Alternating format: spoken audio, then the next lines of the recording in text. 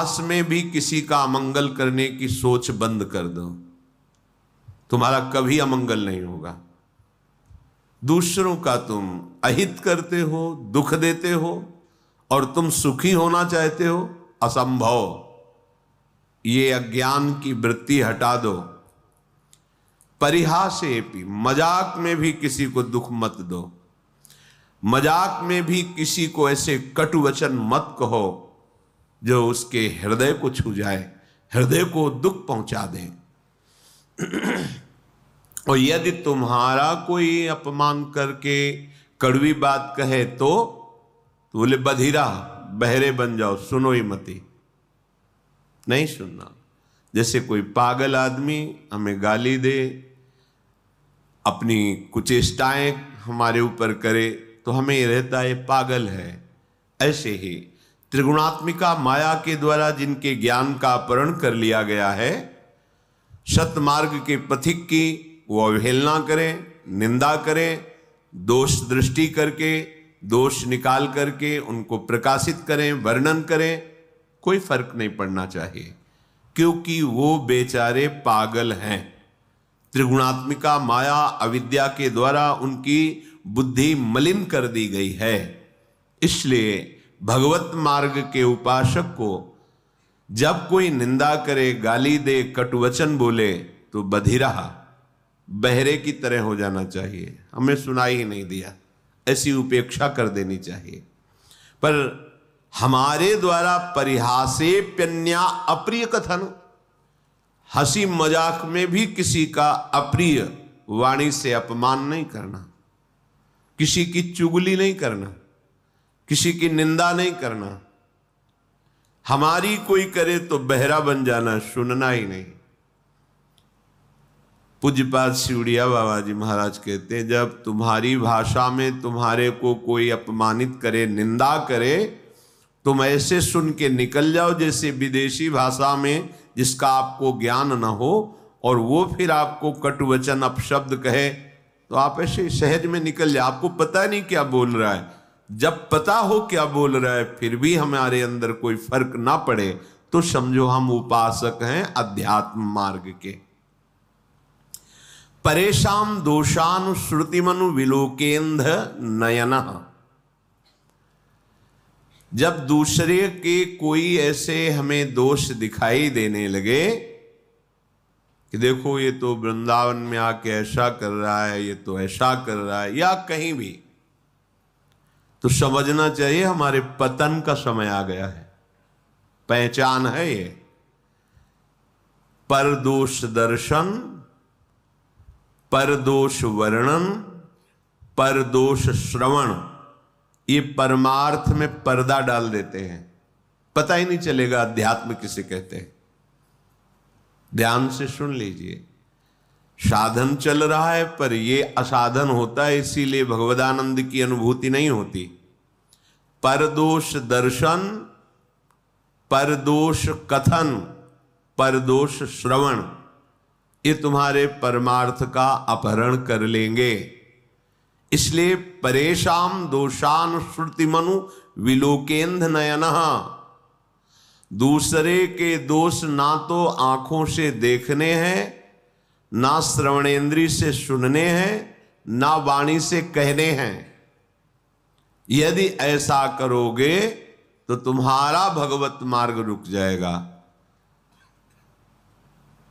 भजन करने से जो भगवदानंद की अनुभूति होती है वो ऐसे उपासक को बिल्कुल नहीं अनुभूति होने देगा। ये बात छिद्रान्वेषण जिसे कहते हैं, परदोष दर्शन, पर चर्चा, दूसरे के दोषों का कथन, पर दोष श्रवण, दूसरे की निंदा को सुनना।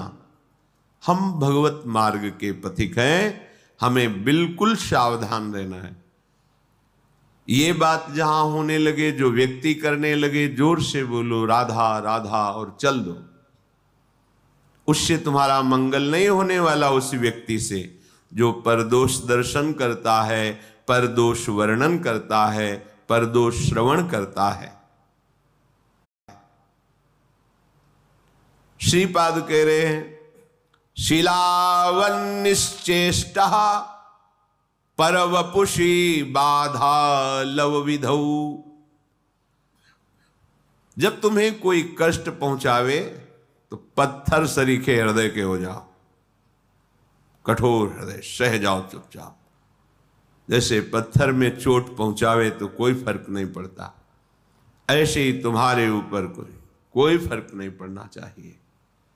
ये भगवत प्राप्ति के लिए सहनशीलता अनिवार्य है।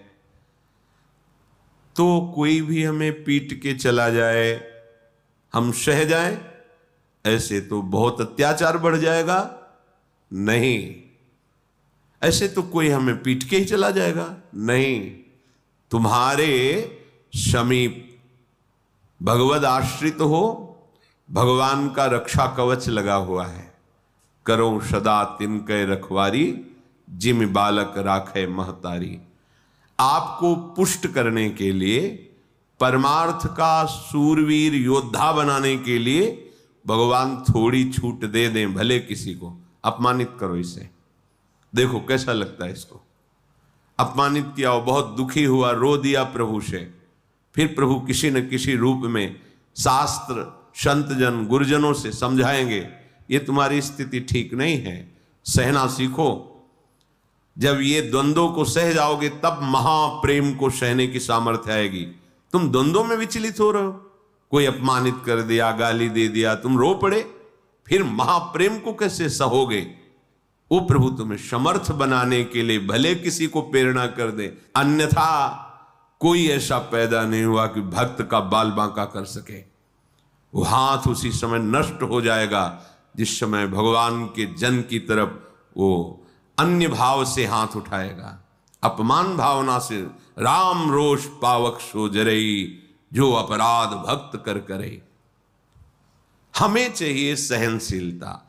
अगर कोई हमें कटुवचन कह रहा है, कोई पीड़ा पहुंचा रहा है, चुपचाप सह जाओ। ये भगवान आपको मजबूत करना चाहते हैं, प्रेम मार्ग का शूरवीर योद्धा बनाना चाहते हैं। तुम्हारे हृदय में ऐसी सामर्थ्य दे, सच्ची मानिए। नहीं तो बड़े बड़े महापुरुषों को इतनी सामर्थ्य है उनमें, भगवान अधीन है और उनको भी कोई पीट दे, कष्ट दे दे, ये खुद विधान बनाते हैं। श्री माधोदास बाबा जी समुद्र के किनारे पर्णकुटी में दरवाजे की तरफ पीठ करके, कुटिया की तरफ मुख करके कि कोई भजन में विक्षेप ना पहुंचाए, ऐसे बैठते थे। छोटी सी झोपड़ी थी, तो दरवाजे की तरफ पीठ है और पीछे की तरफ ऐसे मुख किए, निरंतर भजन में। 2-2, 3-3 दिन हो जाते, भोजन के लिए भी नहीं जाते। श्री भगवान करुणा करके स्वयं जगन्नाथ जी अपने भोग की थाल लेकर आए। बाबा, ये जगन्नाथ जी का प्रसाद है, प्रभु ने भेजा है, पालो। हाँ, रख दो, हमारा भजन पूरा होगा, हम उठेंगे, प्रसाद पालेंगे, थाल यहीं धो के रख देंगे, तुम ले जाना। अच्छा बाबा, रख के चले गए। समय हुआ भजन पूरा, तो देखाए तो स्वर्ण की थाल भगवत प्रसाद, आनंदित होकर पाया और समुद्र में मार्जन करके थाल रख दी। अब वहां थाल गायब हो गई भोग की। किसी ने बताया, हमने देखा समुद्र किनारे पर्णकुटी में वो थाल धुली हुई रखी, माधवदास बाबा क्या।